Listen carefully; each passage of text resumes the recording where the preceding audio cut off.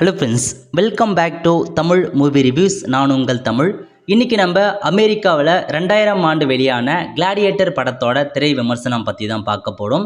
இந்த படம் Amazon prime ஓடிடியில் தமிழ் டப் பண்ணி கொடுத்துருக்காங்க. பார்த்து என்ஜாய் பண்ணுங்கள்.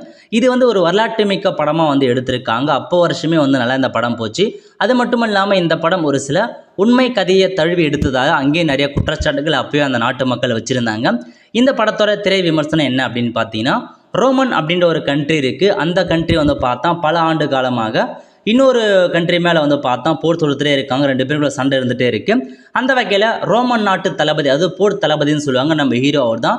அவர் என்ன பண்ணுறாரு அப்படின்னா, இதான் கடைசி போராக இருக்கும், இந்த போரில் நம்ம வின் பண்ணி நம்ம பீஸ்ஃபுல்லாக நம்ம நாடு இருக்கா அப்படின்ற மாதிரி சவால் விடுத்து அந்த போரில் வெற்றிகரமாக இவர் சார்பில் அந்த ரோமன் மக்கள் பார்த்தா வின் பண்ணுறாங்க. ஸோ எல்லாருமே பார்த்தா தளபதியை பெருமையாக பேசுகிறாங்க.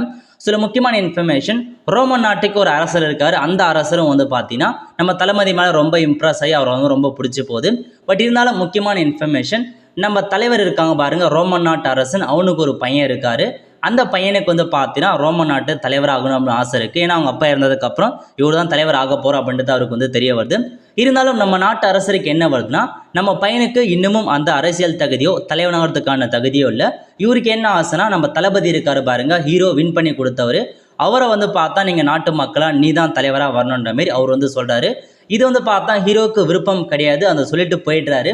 இந்த சமயத்தில் நான் ரோமன் நாட்டு தலைவர் என்ன பண்ணேன்னா, அவங்க பையனை கூப்பிட்டு, ஸோ நீ இதுக்கப்புறம் உங்களை தலைவர் நான் ஆக்க போகிறது கிடையாது, நம்ம தளபதி இருக்கார் பாருங்க, அவர் தான் நாங்கள் தலைவராக ஆக்க போகிற மாதிரி சொன்னதுக்கப்புறம் இவர் கடுப்பாகி அங்கேயே அவங்க அப்பாவை சாவடிச்சிட்றாரு.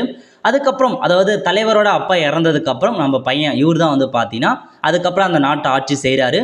பட் இது பார்த்தா ஹீரோவுக்கு தெரிய வருது, நம்ம இப்போ இருக்கிற ஆட்சியாளர் இருக்காங்க பாருங்கள், கொன்னார் பாருங்கள், அவர் நம்ம ஹீரோ கிட்ட நீ என் கூட வந்துடுற மாதிரி கேட்குறாரு. பட் அவர் ஹீரோ போயிடுறாரு.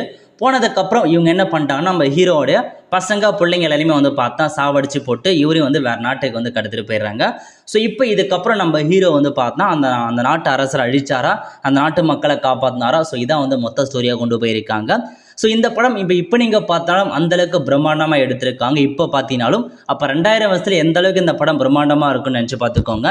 ஸோ பாகுபலி அளவுக்கு இந்த படம் நல்லா விஷுவல்ஸாக அப்போயே அந்தளவுக்கு எடுத்திருக்காங்க. ஸோ பெட்டரான ஒரு ஃபிலிம், கண்டிப்பாக நீங்கள் பார்த்து என்ஜாய் பண்ணுங்கள். ஒரு ஹிஸ்டாரிக் ஃபிலிம் தான். அதுக்கான ஸ்டார்டிங்கில் போர்லாம் காமிப்பாங்க, அந்த போர் சீன்லாம் நல்லா இருந்துச்சு. அதுக்கப்புறம் பார்த்தா சாவடிப்பாங்க. அது மட்டும் இல்லாமல் நம்ம ஹீரோ பார்த்தா நாடு கடத்திட்டு அனுப்பி வச்சுறாங்க. அந்த இடத்துல ஒரு சண்டை கைதே தான் போகிற, சண்டை போட்டு வின் பண்ணி அதுக்கப்புறம் அங்கே கூட இருக்கிற கூட்டாக சேர்ந்து இங்கே நாட்டுக்கு ஹீரோ சாவடிச்சு அந்த மாதிரி நல்லா இன்ட்ரெஸ்டிங்காக போயிட்டுருக்கும். முழுக்க முழுக்க ஒரு எபிக் மூவி, எங்கேயுமே போர் அடிக்காதீங்க. அந்தளவுக்கு பக்காவாக கொண்டு போயிருக்காங்க. ஏன்னா 2000 வருஷத்தில் இந்தளவுக்கு ஒரு மூவி எடுத்திருக்காங்க அப்படின்னா எந்தளவுக்கு யோசிச்சு பாருங்கள். இப்போ நீங்கள் பார்த்தீங்க அப்படின்னே உங்களுக்கு பாகுபலி ஸ்டைல் தான் வரும். பட் இது 2000 எடுத்துறாங்க இந்த படத்தை. அந்தளவுக்கு அருமையான ஒரு படம் தான். ஸோ பார்த்து என்ஜாய் பண்ணுங்கள். நல்ல ஒரு ஹிஸ்டாரிக் எபிக் ஃபிலிம் தான். இதெல்லாம் நீங்கள் பார்க்க சொல்ல எங்கேயும் இந்த கதையை கேட்ட மாரியே இருக்குது அப்படின்லாம் உங்களுக்கு தோக்கும். ஸோ நீங்கள் 12th படித்தப்ப ஜூலியஸ் சீசர்லாம் பார்த்துருப்பீங்க. அந்த கதையிலேருந்து ஓரளவுக்கு தழுவி எடுக்கப்பட்டது தான். ஸோ நீங்கள் பார்த்து என்ஜாய் பண்ணுங்கள்.